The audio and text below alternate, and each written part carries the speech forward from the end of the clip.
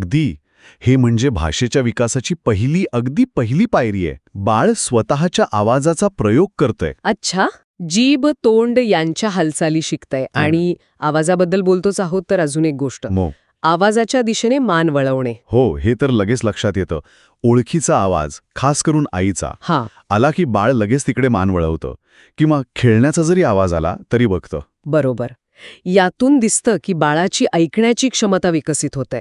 आवाजाचा स्रोत ओळखायला शिकता येते.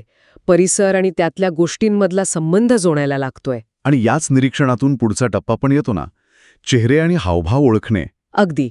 बाळ जास्त वेळ चेहऱ्यांकडे बघायला लागतं. डोळे, तोंड यांच्याकडे लक्ष देतं. आणि कधीकधी नक्कल पण करतात. म्हणजे आपण भुवया उंचावल्या तर तेही प्रयत्न करतात. हो, हे खूप इंटरेस्टिंग आहे.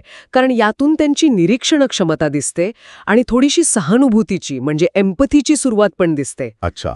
हे मिरर न्यूरॉन्समुळे होतं असं म्हणतात. ते बघून शिकतात. हे सगळे टप्पे मिळून